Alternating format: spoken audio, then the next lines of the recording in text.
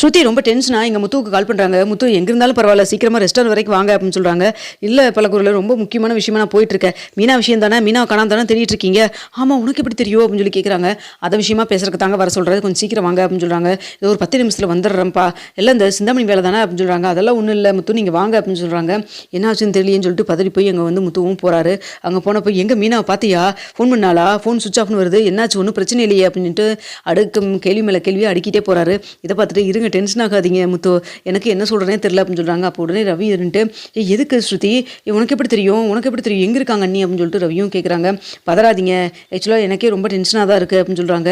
உனக்கு எப்படி தெரியும் எங்கே இருக்காங்க அண்ணி அப்படின்னு சொல்லி கேட்குறாரு உடனே ரவியும். அப்போ வந்துட்டு முத்துக்கிட்ட இங்கே பாருங்க முத்து, வந்துட்டு என்னை ஒருத்தன் வந்துட்டு என் மூஞ்சியில் ஏஸ்டடிக்கு வந்தா ஞாபகம் இருக்கா, மீனா கூட வந்துட்டு செங்கல் தூக்கி அடிச்சு அப்போதைக்கு என்னை காப்பாற்றினாங்க ஞாபகம் இருக்கா எங்கள் கல்யாணத்துக்கு முன்னாடி அப்படின்னு சொல்கிறாங்க. ஆமாம் ஆமாம் கரெக்டு தெரியும் சொல்லு.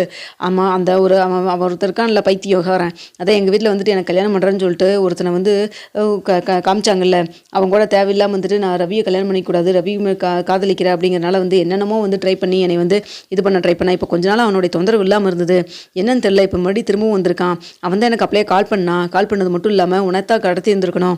ஆனால் வந்துட்டு அன்னைக்கு உன்னை மூஞ்சி அன்னைக்கே வந்துட்டு எரிச்சிட்டு இந்நேரம் உன்னுடைய முகத்தில் இந்நேரம் ஏஸ்ட்டு ஊற்றிருந்தனா இந்நேரம் எல்லாமே சரியாயிருந்திருக்கும். நீயும் வந்துட்டு உட்காந்து ஒரு மூலையில் அழுதுட்டு இருந்திருப்ப, இது மாதிரி ரெஸ்டாரண்ட்டை வச்சுட்டு உட்காந்து இருந்திருப்பேன். எல்லாத்துக்கும் காரணம் அந்த மீனா தானே, அதனால தான் அவளை தூக்குனா உனக்கு சரியாக இருக்கும் அப்படின்னு சொல்லி நினச்சிட்டு அது பண்ணேன். நீ இங்கே வந்துட்டு அவங்கள அப்படியே விட்டுறணும், எந்த பிரச்சனையும் இல்லாமல் விட்டுறணும் அப்படின்னா நீ கிளம்பி நான் சொல்கிற இடத்துக்கு வரணும். அப்படி இல்லைன்னா பாரு, போலீஸ்க்கு அதுக்கு இதுக்குன்னு போனீங்கன்னா அதுக்கப்புறம் நான் வந்துட்டு ஏதாவது நடந்தால் அதுக்கு நான் பொறுப்பு கிடையாது, தெரியா புரிஞ்சுதா அப்படின்னு சொல்லிட்டு இருக்கிறாங்க. இதை பார்த்துட்டு சரி ஓகே எதுவும் பண்ணாத, நான் வந்துடுறேன் ஒரு 1/4 மணி நேரத்தில் வந்துடுறேன்னு சொல்லிட்டு ஃபோனை வச்சேன். அப்போ அதனால தான் உங்களுக்கு நான் கூப்பிட்டேன் அப்படின்னு சொல்கிறாங்க. லொக்கேஷன் சென்ட் பண்ணானா அப்படின்னு சொல்லிட்டு ரவியும் கேட்குறாங்க. அதெல்லாம் சென்ட் பண்ணியிருக்கான், என்ன பண்ணுறதுனே எனக்கு ஒன்றுமே புரியல அப்படின்னு சொல்கிறாங்க. என்ன நான் கூட அது சிந்தாமணி தான் கடத்திருக்கான்னு நினச்சேன் அப்படின்னு சொல்கிறாங்க.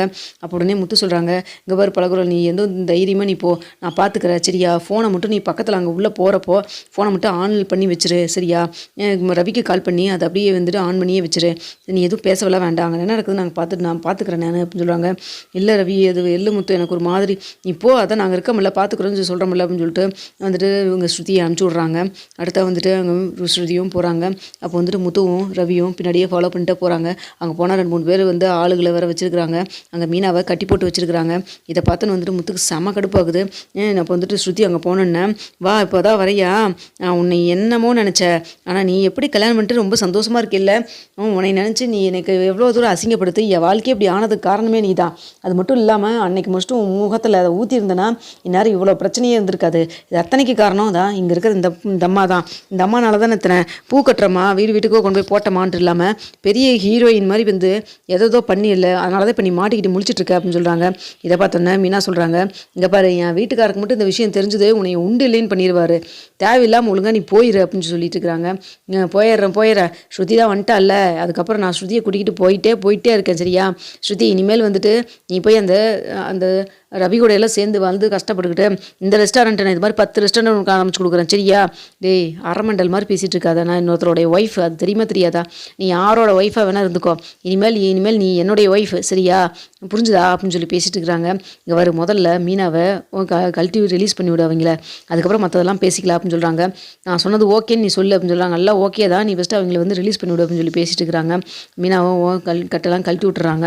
மீனா வந்துட்டு பக்கத்தில் இருக்கிற ஒரு கம்பை பார்த்துட்டு நின்றுருக்காங்க, ஏதாவது பண்ணிட்டு கம்பெடுத்து மூஞ்சிலே அடிச்சு விட்றலான்னு சொல்லிட்டு.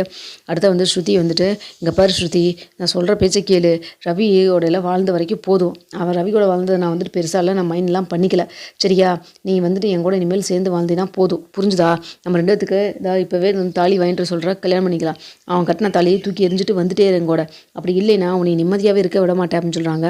இங்கே பாரு தேவையில்லாமல் பண்ணாத, நீ வந்து மீனா அங்கே இருக்கிற காரணத்தினால தான் நான் போலீஸ் ஸ்டேஷன் வரைக்கும் போகல, இல்லைன்னா எங்கள் அப்பாவுக்கு மட்டும் இந்த விஷயம் தெரிஞ்சதுன்னா என்ன நடக்கும் தெரியும்ல அப்படின்னு சொல்கிறாங்க. உங்கள் அப்பா விட எங்கள் அப்பா பெரிய ஆளுன்னு உனக்கு தெரியும்ல அப்படின்னு சொல்கிறாங்க. இங்கே பாரு நான் எங்கள் அப்பா பெரிய ஆளா உங்கள் அப்பா பெரிய ஆளான்னு சொல்கிறக்கெல்லாம் வரல, தேவையில்லாமல் பிரச்சனை வேண்டாம், என் வழியை பார்த்துட்டு நான் போயிட்டுருக்கேன், நீ உன் வெளியே பார்த்துட்டு போயிட்டுரு, எனக்கு வந்துட்டு எந்த ஒரு பேச்சும் கிடையாது. ஆமாம் கல்யாணத்துக்காக எனக்காக பேசினாங்க தான், ஆனால் அது அப்போவே பாதியிலே முடிஞ்சிருச்சல்ல, நான் அப்போவே சொல்லிட்டேன்ல, நான் வந்து ரவியை வந்துட்டு மனசார விரும்பிட்டு இருக்கேன், அதனால உன்னை கல்யாணம் பண்ணிக்க முடியாதுன்னு அன்றைக்கே சொல்லி முடிச்சாச்சுல்ல, அதோட விட்டுட்டு போக வேண்டியதானே, தேவையில்லாமல் எதுக்கு வந்து இப்படிலாம் பிரச்சனை பண்ணிகிட்டு இருக்க அப்படின்னு சொல்லி கேட்குறாங்க. என்ன இங்கே பாரு அப்படிலாம் விட்டுட்டெல்லாம் போயிட முடியாது, வந்துட்டு அதனால் எங்கள் வீட்டில் எவ்வளோ அவமானம் தெரியுமா? நீ கல்யாணம் பண்ணி இன்னொருத்தனோட போய் ஜாலியாக குடும்பம் நடத்திட்டு உட்காந்துருக்க. நான் உட்காந்துட்டு ஜெயிலுக்கு, கோர்ட்டுக்கும், வாசலுக்கும், போலீஸ் ஸ்டேஷனுக்கும் அலைஞ்சிட்டு இருக்கேன் அப்படின்னு சொல்கிறாங்க. அதுக்கு நீ ஒழுங்காக இருக்கணும். அதை விட்டுட்டு இது மாதிரி தப்பு தண்டா பண்ணால் அப்புறம் கவர்மெண்ட் பார்த்து தண்டிக்காத தானே செய்வாங்க அப்படின்னு சொல்லி பேசிட்டு இருக்காங்க. உங்கள்கிட்ட எல்லாம் நான் பேச தயாராக இல்லை. உன்னால் வந்து ஒழுங்காக எங்களோட கல்யாணம் பண்ணிக்க முடியுமா முடியாதா அப்படின்னு சொல்லி பேசிட்டு இருக்கப்போ முத்து எங்கள் ரவியும் வந்துட்டு டக்குன்னு உள்ளே வராங்க. வந்துன்னு எனக்கு தெரியும் இவங்கெல்லாம் வந்துடுவாங்கன்னு தெரியும், கூண்டோட உங்களை எல்லாத்தையும் பிடிக்கிறதுக்கு தானே அப்படி பண்ணிட்டு இருக்கேன் அப்படின்னு சொல்லி பேசுகிறாங்க. அப்போ கரெக்டாக வந்துட்டு முத்து இருந்துட்டு பாரு, நான் வேறு டென்ஷனில் இருந்துட்டு இருந்தேன். மீனா உனக்கு ஒன்றும் பிரச்சனை இல்லை மீனா, உன்னை காணும்னு சொல்லிட்டு எங்கள் வீட்டில் எல்லாரும் பதறி போயிட்டோம். நான் கூட அந்த சிந்தாமணி வேலை தான் இருக்கும்னு நான் நினச்சேன் அப்படின்னு சொல்கிறாங்க. ஓ, ஊர் பூரா பகையை வச்சுட்டு தான் தெரிஞ்சுட்டு இருக்கீங்களா 2 பேரும் அப்படின்னு சொல்லி கேட்குறாங்க. டேய் போடா, போய் வேலை இருந்தால் போய் பாடுறா அப்படின்னு சொல்லிட்டு உடனே இங்கே ஸ்ருதி சொல்கிறாங்க. என்ன உனக்கு 2 பேர் பாடி கார்டு வந்துட்டாங்கன்னு உடனே வந்துட்டு அப்படியே உனக்கு தைரியம் வந்துருச்சோ அப்படின்னு சொல்கிறாங்க. இல்லைனாலும் நான் தைரியமாக தான் இருப்பேன், உன் வேலை என்னமோ போய் பாருப்போ அப்படின்னு சொல்லி சொல்கிறாங்க.